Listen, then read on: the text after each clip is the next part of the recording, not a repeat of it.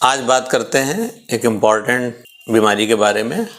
मानसिक बीमारी है जिसको कि कहते हैं बाइपोलर अफेक्टिव डिसऑर्डर। बाइपोलर का मतलब होता है कि दो अलग अलग पोल हैं और बीमारी दो पोलों पर होती है। जैसे कि एक तो डिप्रेशन और दूसरा पोल है मैनिया, जिसमें बीमारी कभी डिप्रेशन और कभी मैनिया। ये इसलिए भी इम्पॉर्टेंट होती है कि एक ही मरीज में दोनों बीमारियां होती हैं अलग अलग टाइम पर, और अगर इसकी जानकारी समय पर हो जाए तो इनका इलाज आसान हो जाता है, नहीं तो इलाज में मुश्किलें पैदा होती हैं।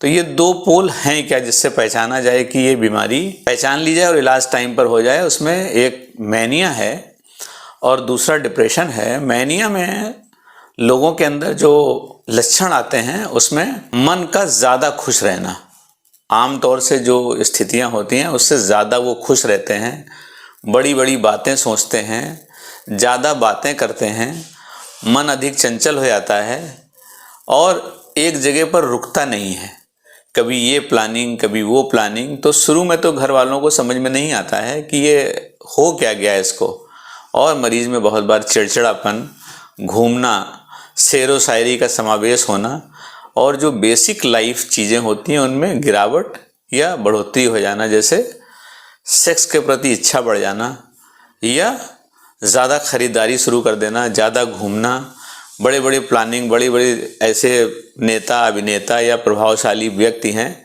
जैसे लगना है, और वो भी सिर्फ ख्यालों में हैं नहीं लेकिन महसूस कर रहे हैं। और अगर रेशनलाइज किया जा रहा है कि भाई ये नहीं है आपको, लेकिन उसको मान भी नहीं रहे और उसकी वजह से गुस्सा, चिड़चिड़ापन, दान दक्षिणा में ज़्यादा मन, सेक्स में ज़्यादा मन, तो ये एक हिस्सा होता है जिसको कि मैनिया कहते हैं।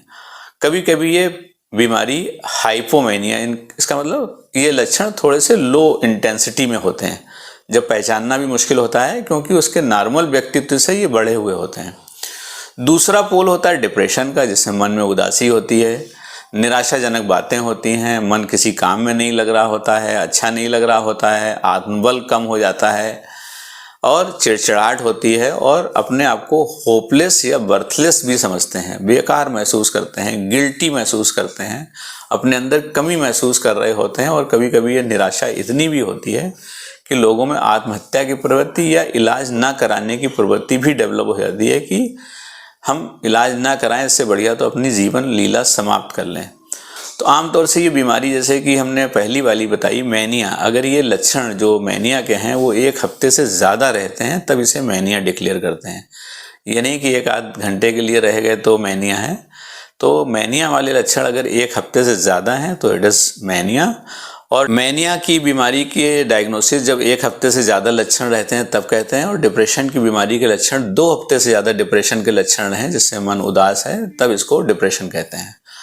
आमतौर से जब इनका इलाज होता है और उस टाइम पर इनकी जानकारियां अगर प्रॉपर हो जाती हैं तो इलाज भी आसान हो जाता है। और इसमें डॉक्टर लोग प्रॉपर जानकारी के साथ साथ कुछ मूड स्टेबलाइजर दवाएं यूज़ करते हैं। आम डिप्रेशन से हट के, जो यूनिपोलर डिप्रेशन होते हैं उनसे हटकर बहुत बार जो है मूड स्टेबलाइजर यूज़ किए जाते हैं। और इनिशियली फेज़ में अगर ये जानकारी प्रॉपर रहती है तो इलाज भी अच्छे हो जाते हैं, ज़िंदगी भी अच्छी हो जाती है और रिजल्ट भी ज़िंदगी के खुशहाल और अच्छे होते हैं। इन्हीं बातों के साथ मैं अपनी बात ख़त्म करता हूँ।